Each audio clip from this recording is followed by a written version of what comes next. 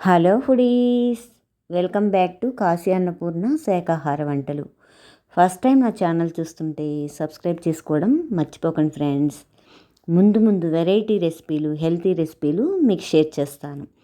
ఇవాళ మీకు నేను వాము ఆకుతోటి వెరైటీగా, టేస్టీగా ఒక మంచి రెసిపీ పట్టుకొచ్చా ఫ్రెండ్స్. వాము ఆకుతోటి పులిహార. చాలామంది గ్యాస్ ట్రబుల్, పొట్ట ఉబ్బరం ఎక్కువగా ఫేస్ చేస్తూ ఉంటారు కదా. అలాంటి వారికి ఈ వామాకు తరచూ వాడడం వల్ల ఆ ప్రాబ్లం పోతుంది. పెరట్లో ఇట్లా పాతేస్తే అట్లా వచ్చేసే మొక్కే ఈ వాము చెట్టు. చాలా ఫాస్ట్గా వచ్చేస్తుంది. ముందుగా ఈ వామాకులంతా కూడా ఒక బౌల్లో వాటర్ పోసేసి శుభ్రంగా క్లీన్ చేసేసేయండి. మట్టి ఎక్కువ ఉంటుంది, ధూళి ఎక్కువ పడుతూ ఉంటుంది ఆకుల మీద. శుభ్రంగా కడిగేసేసి ఒక ప్లేట్లో పక్కన పెట్టేసుకోండి ఆకులన్నీ కూడా. తర్వాత మిక్సీ జార్లో అరచిప్ప కొబ్బరిని చిన్న చిన్న ముక్కలుగా కట్ చేసేసి మిక్సీ పట్టేసేసి అందులోని 3 పచ్చిమిర్చి సన్నగా కట్ చేసేసి మధ్యకి అందులో వేసేసేయండి.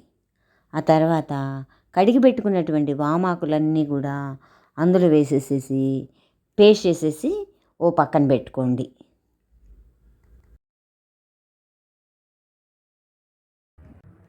తర్వాత స్టవ్ వెలిగించి కుక్కర్ పెట్టి 1 గ్లాస్ బియ్యం పోసేసి శుభ్రంగా కడిగేసేసి 1కి 2 నీళ్లు పోయండి. ఎప్పుడు కూడా ఈ పులిహారకి రైస్ చక్కగా పొడి పొడిగా వస్తేనే బాగా కుదిరినట్టు అనమాట. మెత్తగా కాకుండా 1కి 2 పోసి సరిపోతుంది బియ్యం. నీళ్లు పోసేసి కుక్కర్ మూత పెట్టేసి 3 విజిల్స్ వచ్చాక స్టవ్ ఆఫ్ చేసేసి అన్నం అంతా చల్లార్చేసి పక్కన పెట్టుకోండి. తర్వాత స్టవ్ వెలిగించి కడాయి పెట్టి కాస్త ఆయిల్ వేసేసి ఆయిల్ అంతా వేడెక్కగానే ఒక పెద్ద స్పూన్ పల్లీలు వేసేసి వేయించేసేయండి. పల్లీలన్నీ వేగంగానే 1 స్పూన్ శనగపప్పు, 1 స్పూన్ మినప్పప్పు వేసేసి వేయించేసేయండి సన్నని మంట మీద, పప్పులన్నీ కూడా మాడకుండా.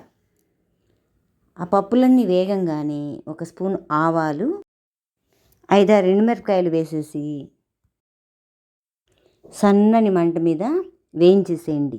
అందులోని ఇంగు కూడా బాగా దట్టించండి. ఎప్పుడు కూడా పులిహారలకి ఇంగు వేస్తే చాలా మంచి వాసన వచ్చి ఘమఘమలాడుతూ ఉంటుంది పులిహార. అందులోని కాస్త కరివేపాకు కూడా వేసేసి వేయించేసేయండి. అవన్నీ వేగంగానే మిక్సీ బట్టి పెట్టుకున్నటువంటి వామాకు పేస్ట్ని ఆ పోపులో వేసేసి పచ్చివాసన అంతా పోయేటట్టుగా వేయించేసేయండి. ఆ పేస్ట్ అంతా వేగంగానే చల్లార్చి పెట్టుకున్నటువంటి అన్నాన్ని ఆ పోపులో వేసేసేయండి. పోపులో వేసేసి బాగా కలిపేసేయండి. గుమ్మగుమ్మలాడుతూ ఉంటుంది ఈ పులిహార చేసేటప్పుడు ఆ వామాకు ఫ్లేవర్ తోటి. వంటిల్లు చాలా బాగుంటుంది ఫ్రెండ్స్. నిజంగా తప్పకుండా ట్రై చేయండి. పిల్లలకి లంచ్ బాక్స్లో పెట్టచ్చు, పెద్దవాళ్ళకైనా సరే చాలా చాలా ఇష్టంగా తింటారు ఈ విధంగా మీరు చేస్తే. తర్వాత రుచికి తగ్గ సాల్టు, చిటికెడు పసుపు వేసేసి అన్నాన్నంతా బాగా కలిపేసేయండి.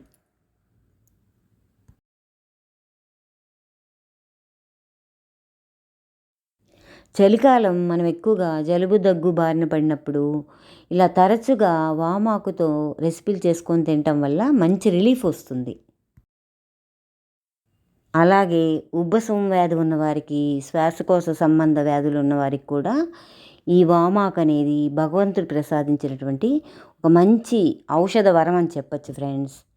చివరిగా ఏం చేస్తారంటే అలా కలుపుకున్నటువంటి అన్నంలో 2 నిమ్మకాయలు పిండుకోండి. నేను ఇవాళ 2 పిండాను. పులుపు అనేది మీ టేస్ట్ బట్టి ఆధారపడి ఉంటుంది. గింజలంతా తీసేసి రసం అంతా కలిపేసేసేయండి. కలిపేసేసి అన్నం అంతా కూడా బాగా పులుపు పట్టేటట్టుగా బాగా కలిపేసేయండి. తర్వాత ఇలా రెడీ అయినటువంటి వాము ఆకు పులిహారని ఒక ప్లేట్లో సర్వ్ చేసుకోండి. అంతే, ఎంతో రుచికరమైన వాము ఆకు పులిహార రెడీ. థ్యాంక్ యూ ఫ్రెండ్స్, ఈ వీడియో వాచ్ చేసినందుకు. వీడియో మీకు నచ్చిందా?